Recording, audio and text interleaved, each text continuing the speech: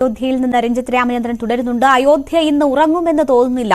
ഇനി ഏതാണ്ട് 17 മണിക്കൂർ 57 മിനിറ്റ് കാത്തിരിപ്പാണ്. അത് ഇമ വെട്ടാതെ കാത്തിരിക്കുന്നത് പോലെ അയോധ്യയിലെ ജനങ്ങൾ തെരുവുകളിൽ അവരുടെ സന്തോഷം പ്രകടിപ്പിക്കുകയാണ്. ആട്ടവും പാട്ടും രാമഭജനുകളുമായി അവർ നിരത്തിൽ ചെലവഴിക്കുകയാണ്. രഞ്ജിത്ത്, ഈ നാട് ഇന്ന് ഉറങ്ങുമെന്ന് തോന്നുന്നില്ല. അത്രമാത്രം ആഘോഷത്തിലാണ് അവർ.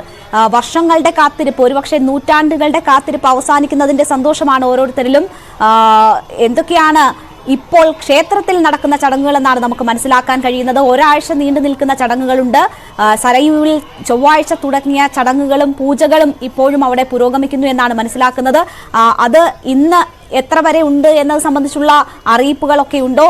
നാളത്തെ ചടങ്ങുകൾ സംബന്ധിച്ച് നമുക്ക് ലഭ്യമാകുന്ന വിവരങ്ങൾ എന്തൊക്കെയാണ്?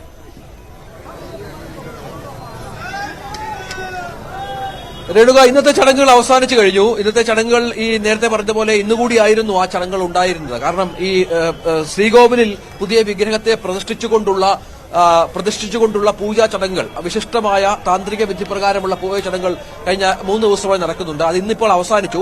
നാളെയാണ് പ്രധാന പ്രാൺ പ്രതിഷ്ഠ ചടങ്ങ് ഉണ്ടാകും. അതിന് മുൻപ് ചില പൂജാ കർമ്മങ്ങൾ ഉണ്ടാകും. അത് പ്രായശ്ചിത്ത പൂജയടക്കം ഈ സംസ്ഥാനത്തെ, രാജ്യത്തെ ലോകത്ത് തന്നെ വിവിധ നദികളിൽ നിന്നുള്ള പുണ്യജലം ഉപയോഗിച്ചുകൊണ്ടുള്ള ചടങ്ങുകൾ ഉണ്ടാകുമെന്നുള്ള വിവരങ്ങളാണ് പുറത്തു വരുന്നത്. അങ്ങനെ ഓരോ തലത്തിലുള്ള വിവിധങ്ങളായ താന്ത്രിക വിധിപ്രകാരമുള്ള വേദശാസ്ത്രപ്രകാരമുള്ള ചടങ്ങുകൾ കൊണ്ട് സമ്പന്നമാണ് ഇവിടെ. നമുക്കറിയാം, ഒരു പ്രാൺ പ്രതിഷ്ഠ എന്ന് പറഞ്ഞാൽ ഒരു വിഗ്രഹത്തിൽ, ഒരു സാധാരണ കല്ലുകൊണ്ട് കൊത്തിയ വിഗ്രഹത്തിൽ ഭഗവാനെ ആവാഹനം ചെയ്യുക, ഭഗവാനെ കൊണ്ട് കയറ്റുന്ന ഒരു ചടങ്ങാണ് പ്രാൺ പ്രതിഷ്ഠ എന്ന് പറയുന്നത്. അപ്പോൾ അത് നാളെ പ്രധാനമായി നടക്കും. അത് 12:15 12:40 ഇടയ്ക്കുള്ള ചടങ്ങാണ് എന്നുള്ളതാണ്.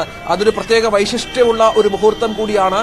ഏറെ നേരത്തെ പ്രവചന സ്വഭാവമുള്ള ഒരു മുഹൂർത്തം കൂടിയാണ്. ആ വൈശിഷ്ട്യമാർന്ന മുഹൂർത്തത്തിലാണ് ആ ചടങ്ങ് നടക്കുക. ആളുകളൊക്കെ പറഞ്ഞ പോലെ കാലങ്ങളായുള്ള കാത്തിരിപ്പിന് പലരുടെയും അറുതി വരികയാണ്. രാമക്ഷേത്രത്തിൽ പുഷ്പങ്ങൾ കൊണ്ട് ഏതാണ്ട് പൂർണ്ണമായും അലങ്കരിച്ചു കഴിഞ്ഞു. കുരങ്ങന്മാരുടെ, വാനരന്മാരുടെ ചെറിയ ശല്യം ഒഴിച്ചാൽ മറ്റു പ്രശ്നങ്ങളൊന്നും ഇവിടെ ഇല്ല. പൂക്കളൊക്കെ അവരിടയ്ക്ക് വലിച്ച് താഴെ ഇടുന്നുണ്ട്.